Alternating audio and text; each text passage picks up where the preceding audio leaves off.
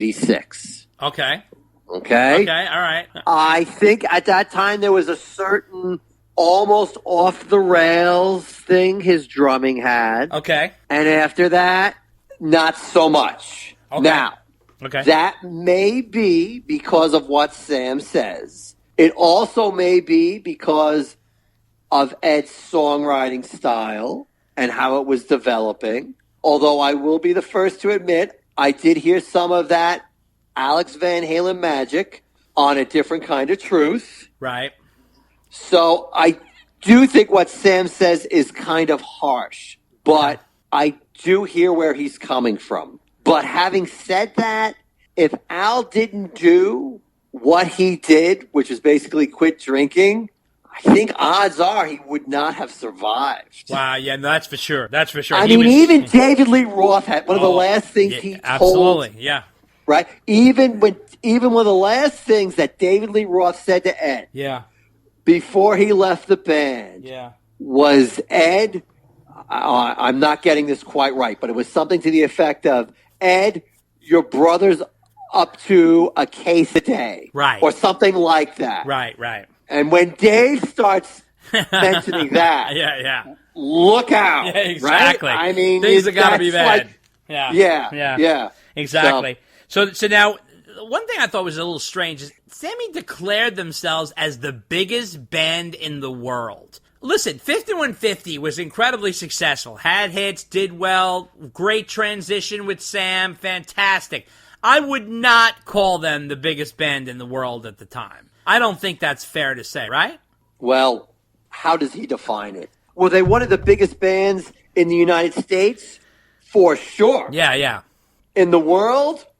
We can get to that later, but no. Yeah. But this is just like, pounding your chest kind of thing. Yeah. And how you're going to prove it. Sure. In his eyes, they were. Yeah, I guess so. And, maybe at one point they were. I mean, certainly like in 1986, those guys were riding high. Right, they were. They beat the odds, and they were riding high. Funny thing is, he suggests stadiums, right? And I was like, oh, boy.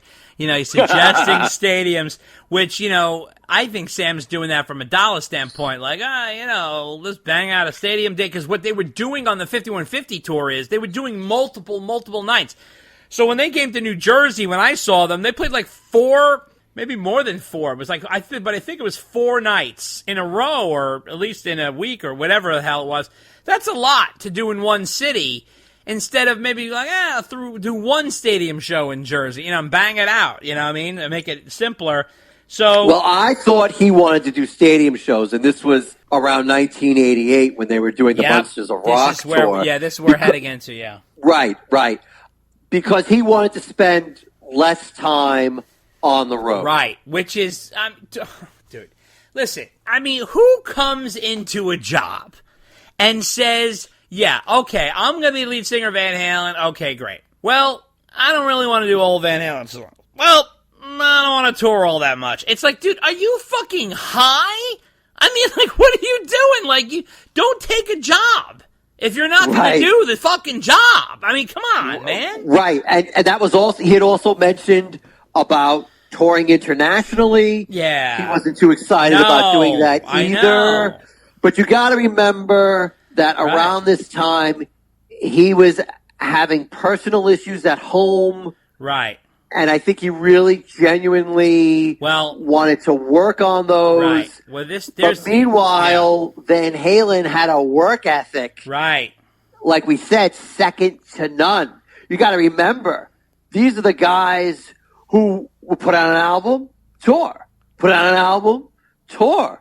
Like almost every year. Well, that's what they do. Right? Yeah. Up until 1982. Right. And then it was and then it started being every couple of years. Every other year. And Ed and Al cannot sit around and not do anything. At that point, it was driving them crazy. Right. I mean, especially Al because, I should say especially Al because Ed was the same way. But Al wasn't drinking anymore.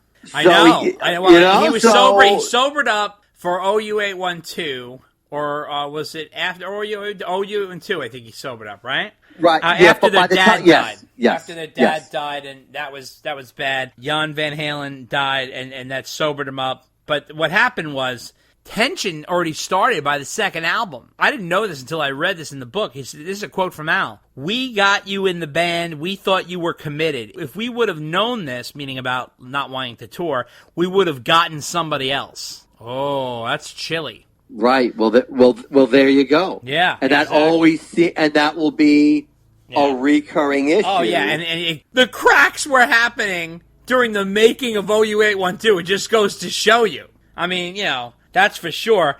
Apparently, they reduced Michael Anthony's percentage to 10%, which is so sad. The way the breakdown would, each guy would get 30%, and Mike would get 10%. Poor Mike. Mike's just like, whatever you can give me, throw in my PayPal cup. I'd really appreciate it. And he voted against himself. I know. Unbelievable. You know what? I think because he knew he'd be out otherwise. That's why. Right. Well, and I think he saw what the really big picture was. Right. Well, his attitude was, I'm going to ride this surfboard as long as I can. Right. Because even if I'm making less than I made before, that's still more than I would ever make doing anything else. Right. I like what I do. That's right. And he's not a rock the boat kind of guy. No, he's not. He's not. That's how he stayed in the band as long as he did. Now, the funny thing is, Sam says here, even though OU812 sold 4 million, people thought it wasn't as successful. And since 5150 had sold like 7 million, which was almost twice as many, maybe the honeymoon is over. The big pressure was on me now. We've got to do a great record and go on tour to the rest of the world. We hadn't toured the world yet, and I was resisting. I didn't want to go. Right. Exactly. This fucking guy. It's just so you can understand, even from reading Sam's book from his perspective, a little bit of what Ed was dealing with.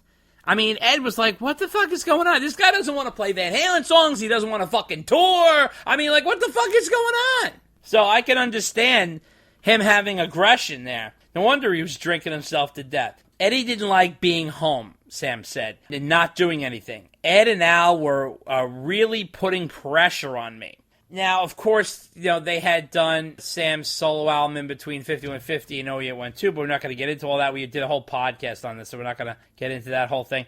But they went on to make the Fuck album. They really waited a long time. I mean, that album came out in, 1991? That's a really long time. And they wanted a big Zeppelin sound, so they hired Zeppelin's engineer, Andy Johns, and he and Eddie got really fucked up most of the time, according to Sam. He says, I was trying to stretch out the process.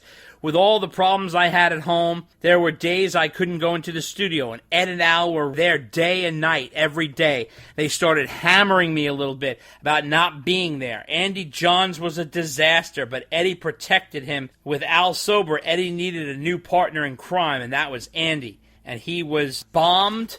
A lot of the time, he crashed his car into the studio wall. I was not happy with the situation. This sounded like a disaster, Dave. I know, it sounded like a challenge. Well, and I think, Sam, first of all, it was 3 years between albums, between OU812 and For Unlawful Carnal Knowledge, which was the longest gap at that time between studio albums for Van Halen. Sam had taken a year off to address things at home. Right. His wife was having a nervous breakdown, Betsy, Right. So when he finally came back to work on the album, he was still working on those things at home.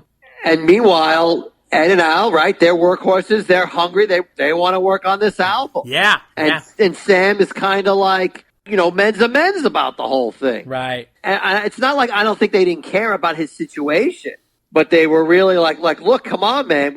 We gave you some time. We're ready to make an album. Let's do it.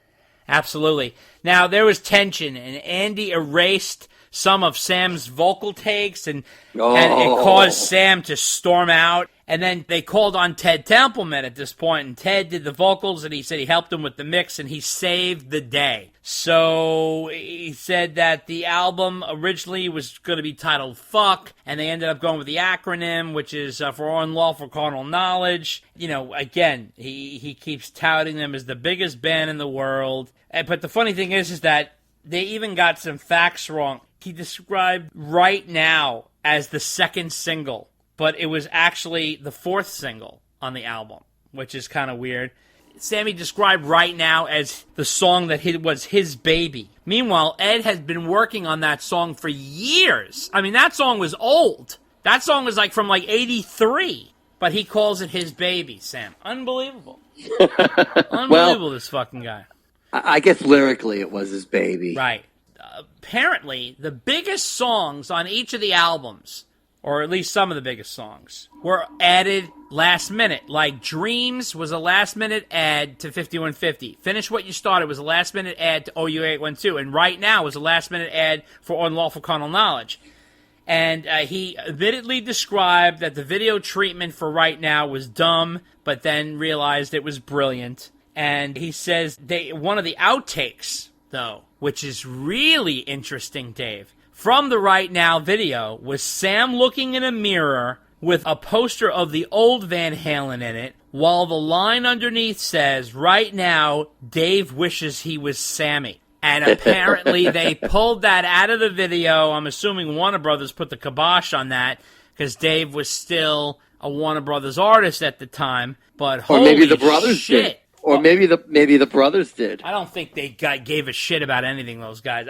I think someone at Warner Brothers said, yeah, we can't do that. What are we going to do, start bashing one of our other artists? That's insane. Good point. Good point. Yeah.